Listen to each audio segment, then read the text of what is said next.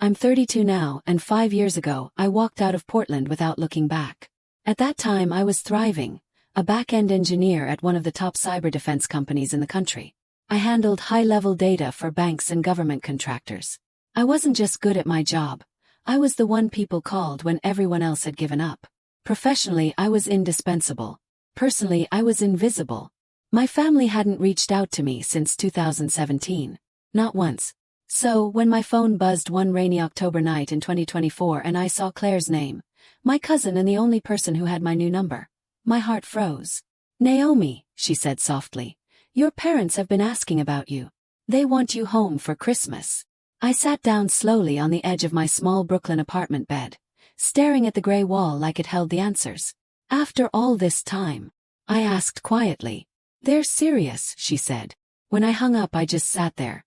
Years of buried emotion started creeping back up like smoke through cracks. I'd spent my entire life being the outsider in my own family.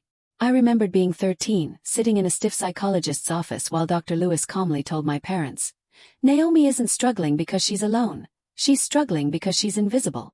My mother scoffed. My father pretended to check his watch. But we all knew the truth. My brother, Evan, was the golden one, the charming, athletic family favorite. He got a car on his 16th birthday. I got a second-hand sweater that smelled like someone else's perfume. Every Christmas, his gifts sparkled. Mine looked like afterthoughts. So when Claire told me they wanted me back, I laughed bitterly. They had no idea who I'd become. Back then, family gatherings were torture. Evan would tell stories loud enough for the neighbors to hear, soaking up everyone's praise, while I faded into the wallpaper. That's when I found my escape, coding. A faded high school flyer for the computer science club changed everything. I walked into that dusty classroom on a Thursday after school and never looked back. Code made sense. People didn't.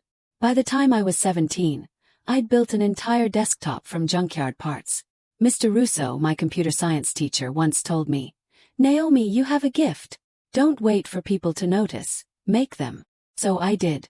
I secretly applied to a top tech university in New York, got a full scholarship that covered everything: tuition, housing, even a stipend.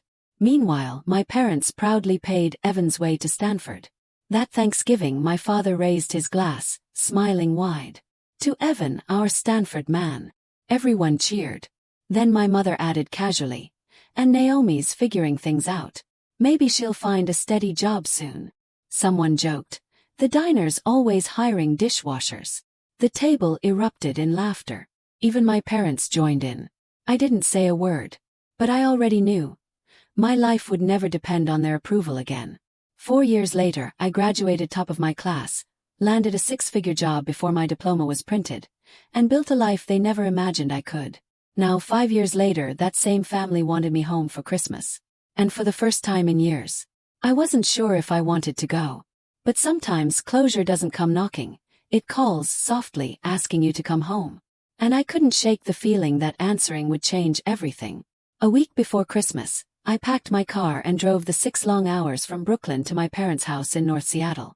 The rain followed me the whole way, like it knew this trip wasn't about reunion. It was about reckoning. When I finally turned onto my childhood street, I almost didn't recognize it. The lawns were overgrown, the paint on the old house peeling, the porch light flickering like a dying memory. My chest tightened. I used to dream about this house. Only now it looked smaller, sadder. I rang the doorbell, and when my mother opened the door, her face froze. "Naomi," she whispered.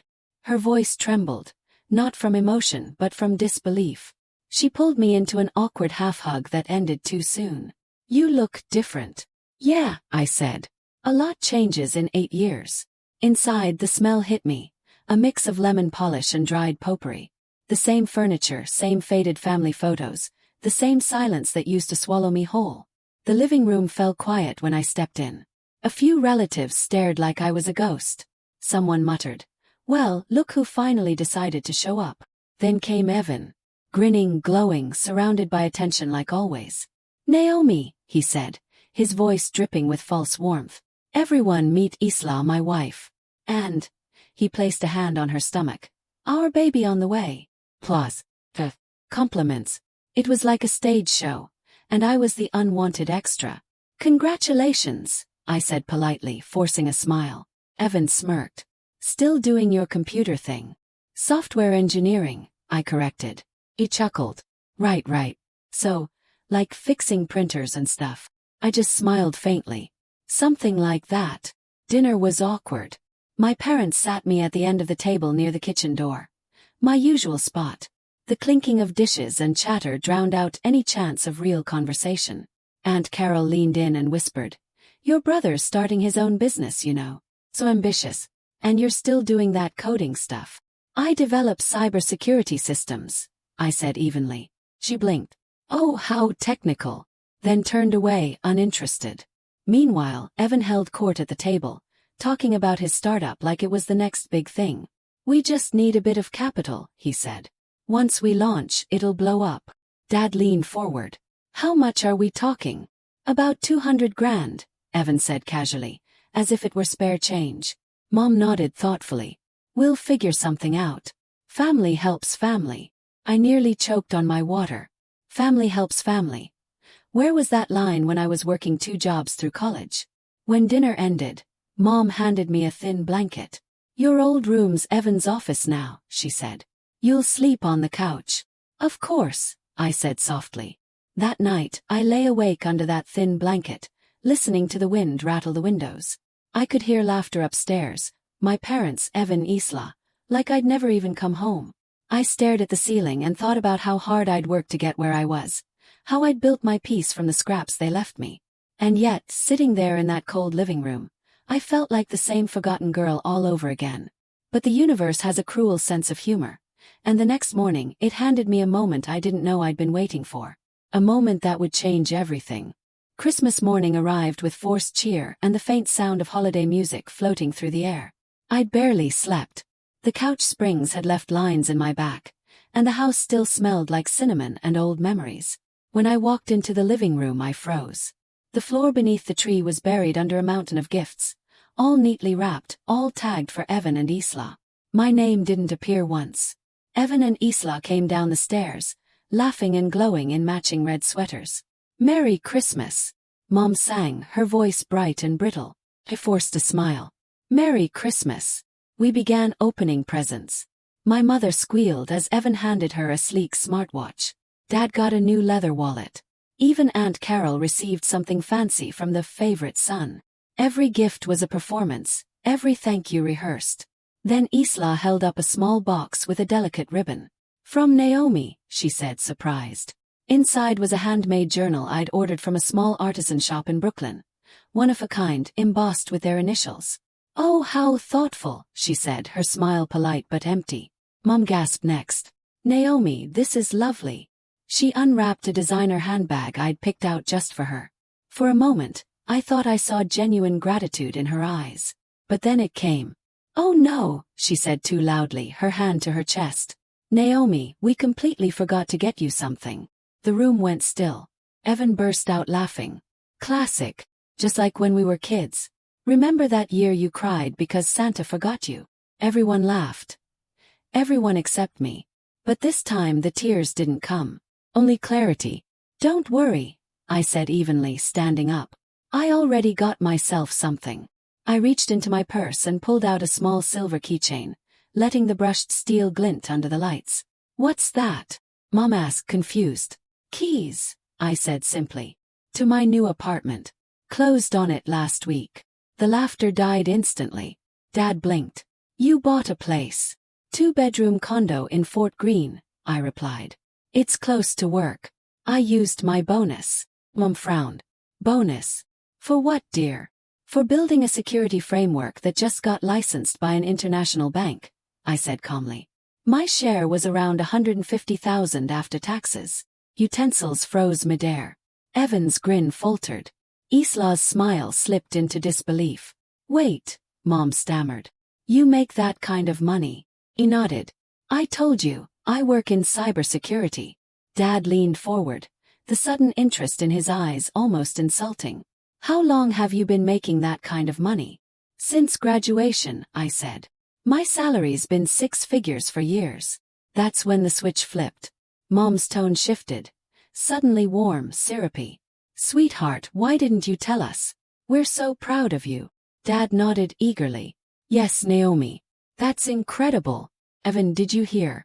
Your sister's been working with big companies. Evan's jaw tightened. Isla looked away. Mom scooted closer. Tell us about your apartment. How many bedrooms? We should visit. Family should stay connected. I almost laughed. Family. After 8 years of silence. Actually, I said, standing. I have to get going soon. It's a long drive. Mom's smile wavered. Oh, come on. Stay a little longer. But I'd already decided. I wasn't staying in this house another night. I didn't know it then, but before I could walk out that door, my family had one more request. One that would reveal exactly why they wanted me home after all these years. I was halfway up the stairs to pack my overnight bag when I heard my name. Naomi, Dad called from the living room. His tone was suddenly careful, the kind he only used when he wanted something. When I came back down, the whole family was waiting. Mom sat with her hands clasped tightly in her lap. Evan leaned against the mantel, a confident smile plastered on his face. Even Isla seemed rehearsed, her eyes darting nervously between us. Before you go, Dad began, we wanted to talk to you about something important. I crossed my arms. I'm listening. Mom smiled too sweetly. It's about Evan's business.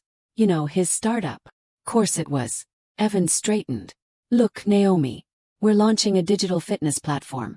Personalized plans, live coaching, all that. It's going to blow up once we get it off the ground. Waited. We just need a little help with the initial capital, Dad said, almost too casually. I tilted my head. How much is a little help? 200,000, Evan replied, as if he were asking me to pass the salt. And blinked. You're joking. No, Mom said quickly. Think of it as an investment. Family helping family. I almost laughed. Family helps family. You mean like when you paid for Evan's tuition and told me to figure things out on my own? Mom flinched. That was different.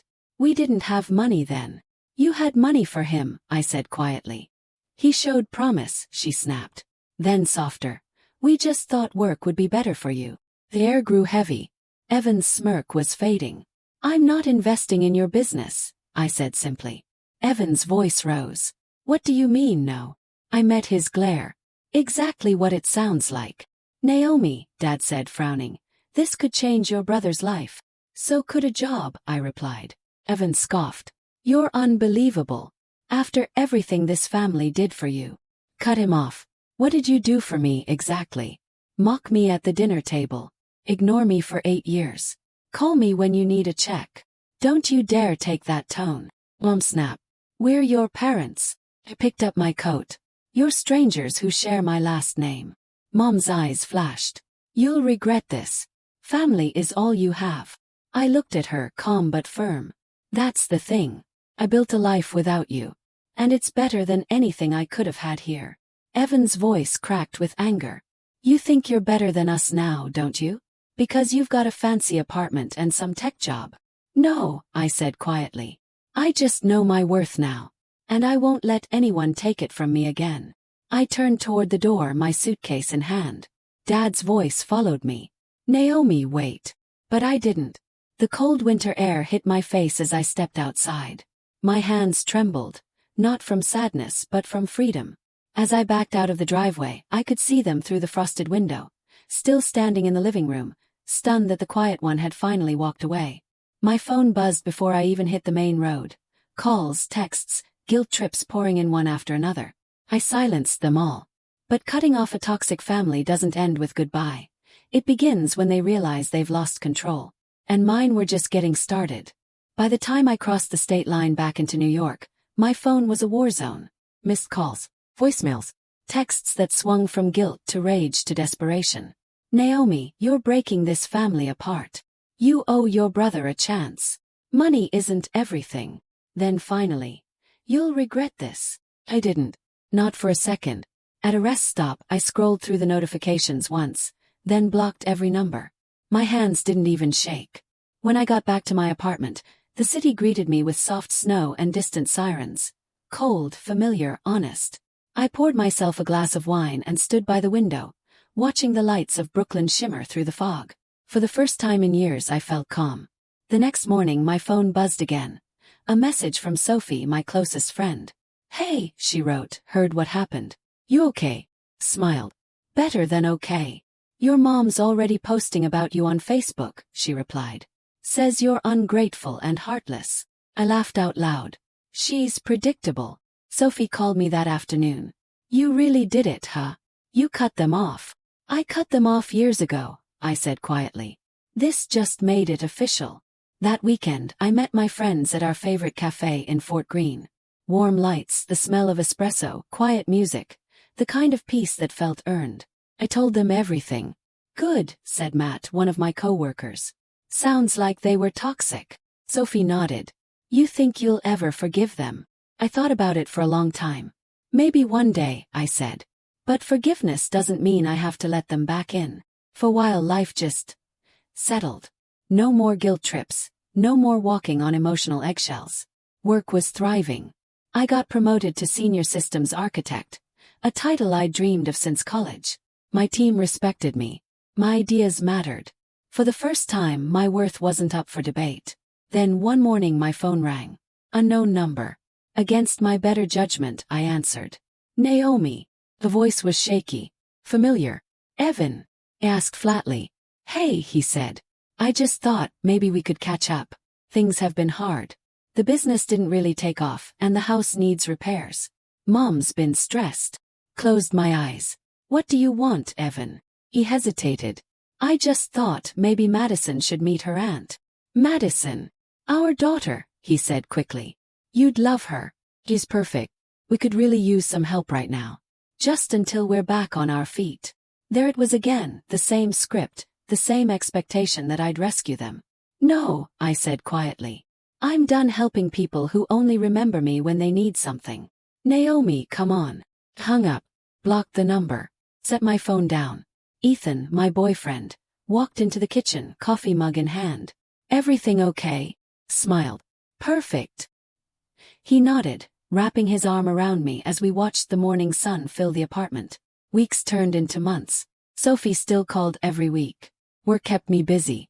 I started planning a trip to Japan with Ethan. We spent nights learning phrases, bookmarking ramen shops, mapping shrines we wanted to see. Then Sophie texted again one evening. Your mom says you'd rather vacation than help your family. Good, I typed back. Maybe she'll finally understand. Later that night, Ethan popped a bottle of champagne. You did it, he said, raising a glass.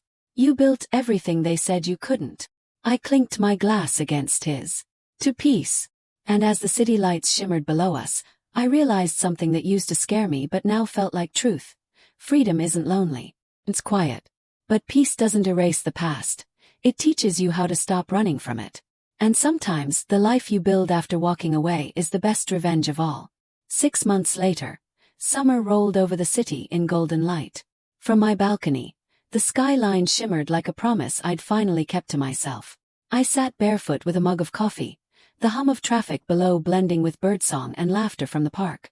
Brooklyn felt alive, but for the first time I did too. Sophie still called every Sunday. Ethan and I were planning our Japan trip, filling notebooks with train routes, temples, and noodle shops. My work had taken off beyond anything I'd imagined. I'd been promoted again, this time to head of engineering for an AI security division. My boss shook my hand and said, "You earned this." And for once, I believed him. A few weeks later, Sophie texted me a photo. Evan, Isla, and their baby, sitting on the same porch I'd left behind. The house looked older, the smiles thinner. Still living with your parents, she wrote. Startup never launched. I stared at the image for a while.